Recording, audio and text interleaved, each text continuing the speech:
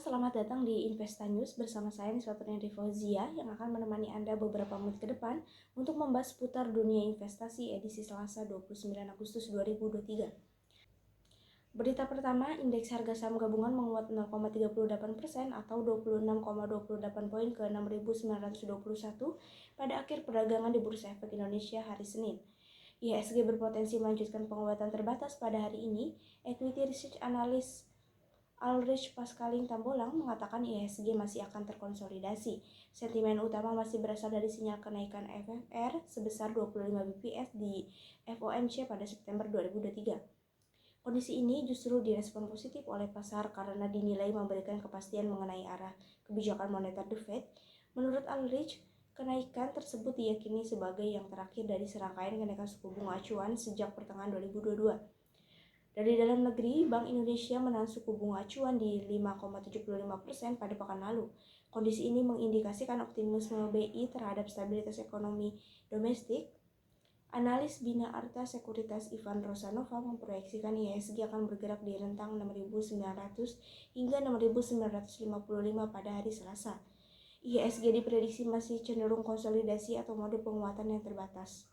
Menurut Ivan, karena masih minimnya sentimen positif yang mampu meningkatkan minat beli pelaku pasar, potensi kenaikan The Fed Rate FFR untuk kembali menekan inflasi ke angka 2% sejauh ini tidak berdampak negatif terhadap IHSG, sehingga Ivan memprediksi masih ada kemungkinan kenaikan IHSG pada pekan ini. Kita selanjutnya yaitu harga minyak WTI untuk pengiriman Oktober 2023 naik 27 sen atau sekitar 0,3% menjadi 80,10 US dollar per barel di New York Mercantile Exchange pada hari Senin.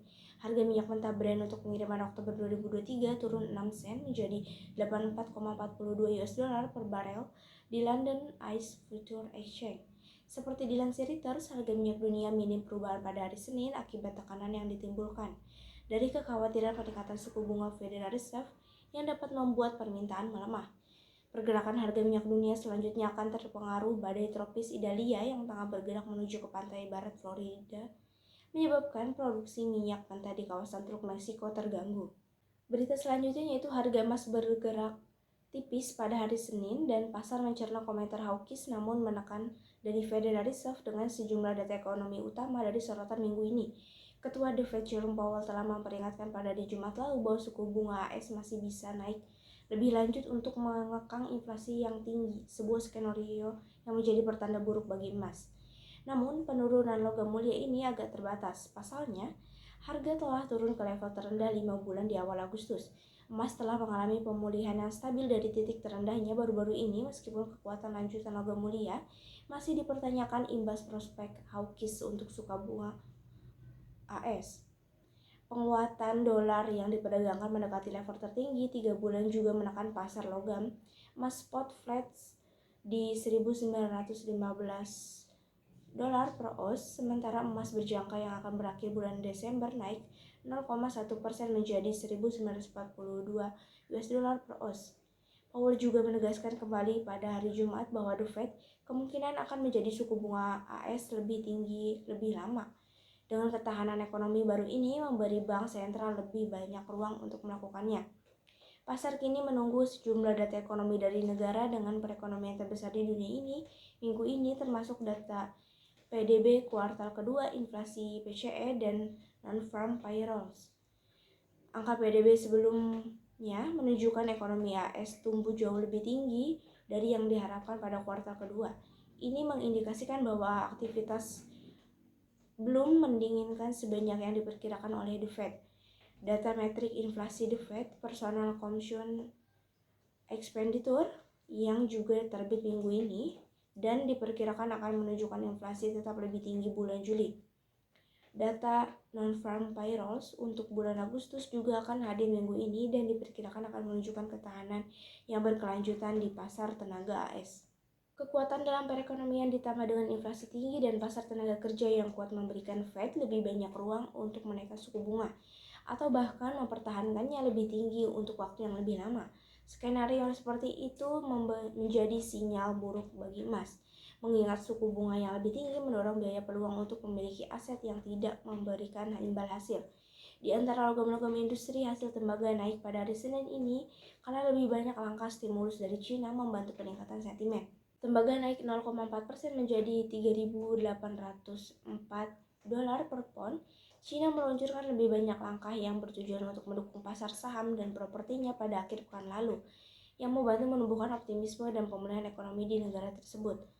Fokus saat ini sejumlah data PMI dari negara importer tembaga terbesar di dunia yang akan dirilis pada hari Kamis dan Jumat. Aktivitas manufaktur Cina diekspektasi akan mengalami kontraksi selama 3 bulan berturut-turut di bulan Agustus.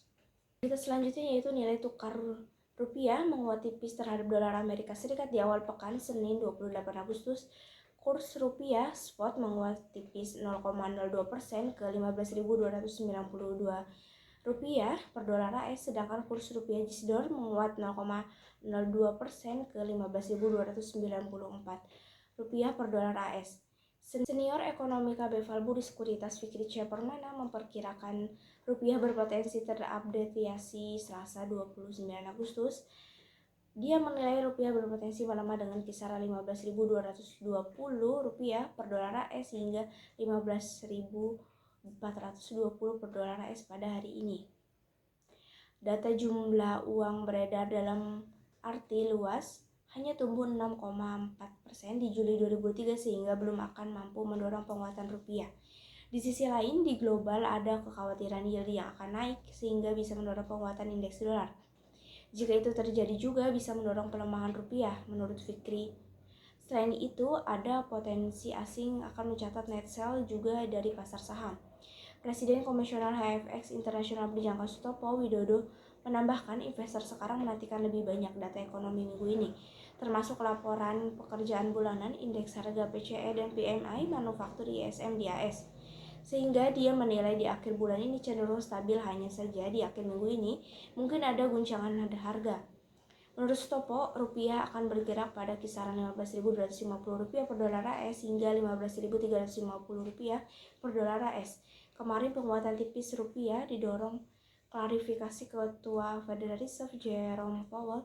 Dia menyatakan bahwa The Fed akan melanjutkan kenaikan suku bunga dengan hati-hati. Berita tersebut menjadi berita penutup pada pagi hari ini. Saya Nisbah Fauzia pamit undur diri. Sampai jumpa.